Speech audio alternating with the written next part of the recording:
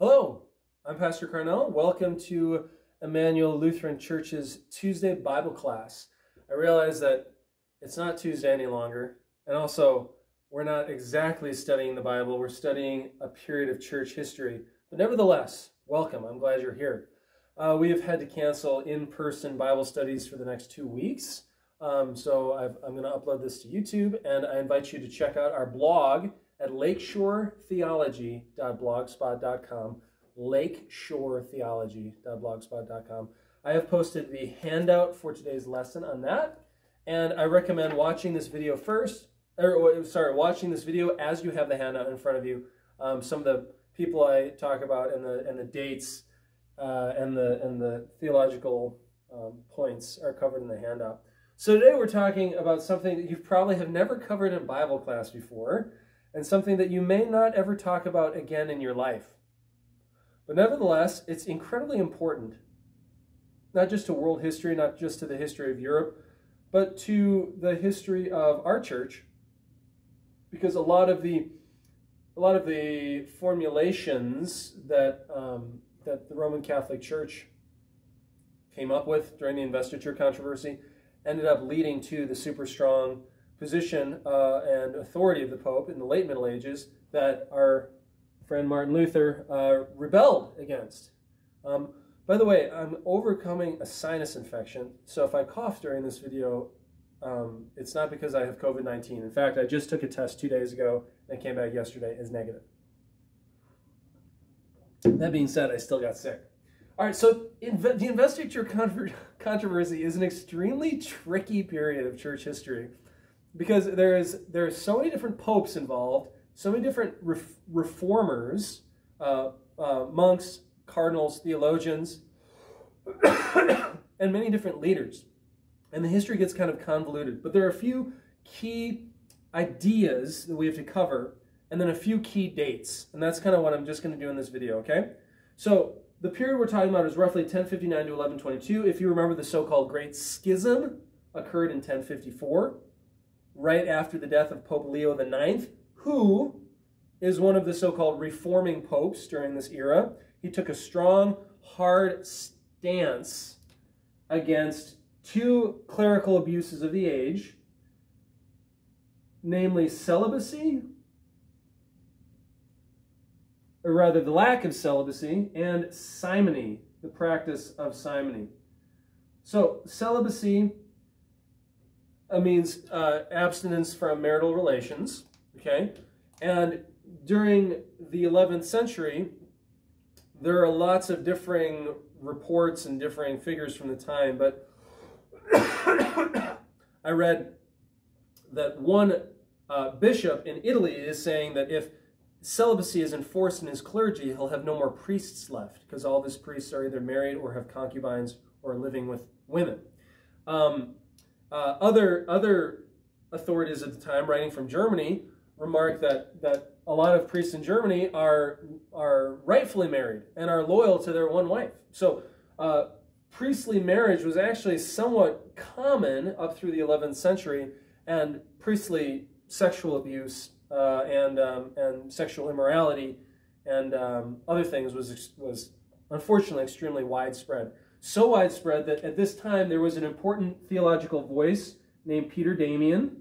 He is probably, he's one of the most important thinkers of the 11th century. He died, I think, in 1075 or right around there. And he was later made a doctor of the church, which is a really huge honor. Peter Damian actually wrote an entire book, an entire treatise against homosexuality. And it was directed toward a few bishops and archbishops, and then mainly priests across Italy.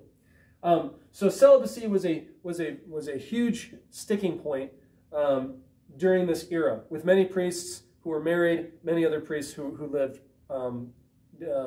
sexually debauched lives.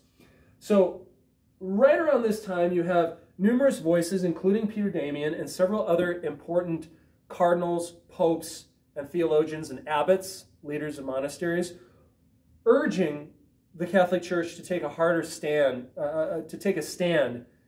with celibacy, and to outlaw and to even defrock priests who who had wives or who had girlfriends. Or had lovers, male lovers. That was also widespread. And obviously, this is a very, very big deal. Along with celibacy at the same time, there was a problem with simony in the church. If you remember Simon Magus from the book of Acts, tries to purchase the apostles' power, the power of the Holy Spirit from the apostles, and the apostles denounced that attempt. Well, unfortunately, Simon Magus has gone down in history, and his very name, Simon, has become part of this word. Simony is essentially to purchase ecclesiastic positions, church lands, church properties, church appointments, or even relics or sacred art. And that was frowned upon by these reformers during this time. Numerous other reformers. So starting before here, we have Pope Leo IX. And after him, we have Nicholas II. We have Gregory VII, who's the most important pope during this time period. We have several others leading the way to 1122 when Pope Calixtus II was in power. And all of these popes are kind of part of the same school. And you could kind of say that's the school of papal power, papal supremacy that sort of originated at an abbey in France called Cluny, beginning in the 10th century. So you have all these popes and all these thinkers at this time kind of coming from the same tradition at Cluny, the same sort of style, the same think tank, and they all were insisting on clerical celibacy and the ending of simony. Now, simony is kind of tricky, though, because simony at this time had a very broad definition. It did not just mean, okay, I'm a priest and I need, I'm going to move somewhere else, so I'm going to sell my priesthood position to the highest bidder in my town or something like that. No, simony actually included anything related to the church that was bought or sold, especially church buildings and lands. So what you have during this time period is something called Eigenkirche, which is a German word, and this is the idea of a private church or a private chapel.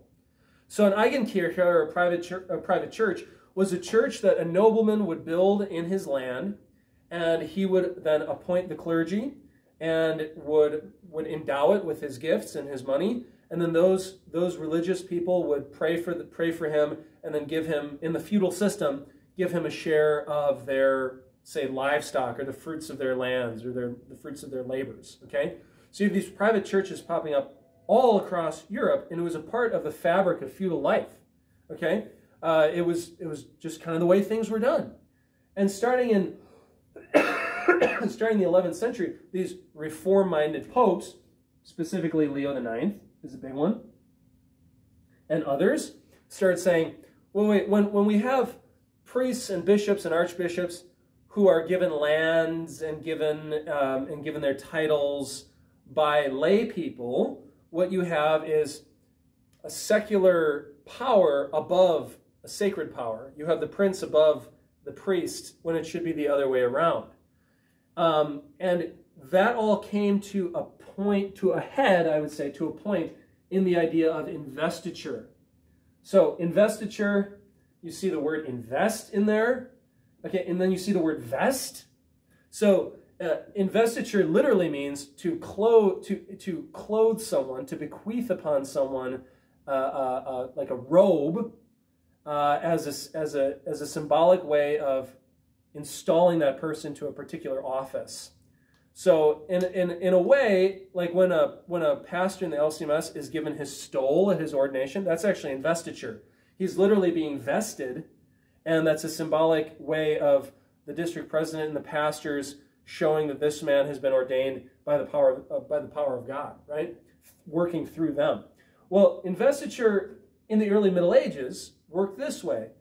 A secular ruler, let's say the emperor of the Holy Roman Empire, would find the archbishop that he wanted in his major city, and then the emperor himself would give that archbishop two symbolic things, a ring and a crozier, or a staff, a bishop's staff.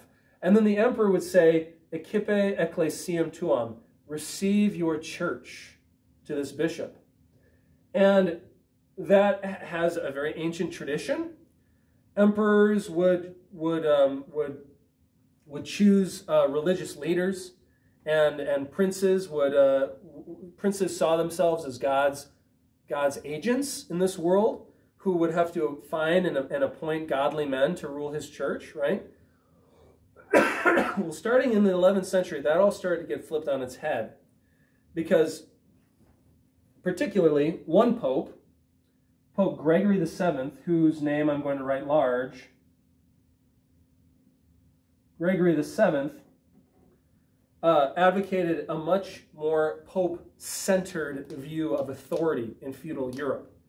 And Gregory VII said that it's not the emperor's right to bestow anything to the church. The church bestows to her children, and the emperor is one of the church's children. During Gregory VII's pontificate, Henry IV was the Holy Roman Emperor. He was excommunicated 3 times, maybe 4, but I think 3 times by Gregory VII. And every time he came back and did penance and was reinstated to the church by Gregory. This was a huge contest between church and state at this time, between the right of popes or the right of emperors to bestow upon church leaders the symbols of their authority, the crozier and the ring. And it was only settled in 1122 in the Concordat of Worms, where Pope Calixtus II and Henry V signed an agreement where essentially the emperor stepped back from investiture and only had kind of a moderating role. He no longer could say, I want this man to be my archbishop, I don't want this man to be my archbishop. He had to, the Pope decided, and then the emperor was there to moderate, to settle disagreements, and to be kind of a resource to the Pope and assist him. So what we have here is nothing less than a revolution, honestly, in world history. I read this book on the Investiture Controversy, the Gregorian Epic. It's a fantastic collection of book excerpts and essays by different scholars on the kind of convoluted theology and reform movement during this time, and the various rulers. And one historian in this book says that there are 4 world-changing epics in the West. The first one is the Investiture Controversy. The second one is the Reformation. The third one is the Enlightenment. And the fourth one is the Russian Revolution in the 20th century. He said the Investiture Controversy really begins modern world history by subverting the power of the emperor. Okay? So go to lakeshoretheology.blogspot.com. I cover everything in way more detail there. I also have scriptural starting points for you, particularly Matthew 16, where Jesus says to Peter, "You are Peter, and on this rock I will build my church." And he gives Peter the keys. The Pope exercised his right as the man holding the office of Peter by saying that Christ gave him the keys, and if he is the authority over spiritual matters, and spiritual matters are more important than worldly matters, then therefore he's also the authority of worldly matters. Gregory VII ends up being the one to publish this very weird short document called Papal Dictates. And in the Papal Dictates, he says it's the Pope's job to depose an emperor. And before Gregory, no Pope dared say that, because the emperor was seen in a Constantinian sense, or even a biblical sense, as the representative of God on earth, as God's authority to wield the sword.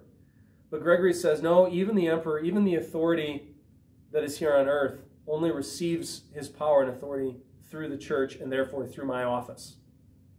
You can see that's a radical idea. The reformers during this time were radicals. The conservatives were not in favor of giving the Pope so much power, but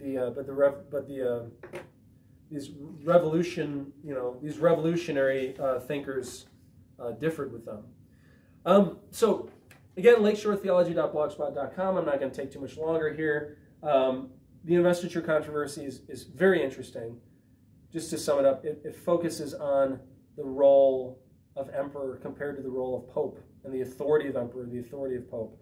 And the old or the ancient view was that the emperor was the authority and that he was given power by God to protect the church and to endow it with gifts.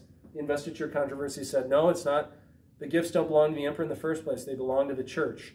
And it's the church's role to appoint her own leaders and to give her own lands and ultimately to depose or excommunicate leaders if necessary. All right, God's peace. Next week, we're going to have to do it online again, and we're going to cover the Crusades. So that should be very interesting. And I hope I'll have my voice back by then. God's peace.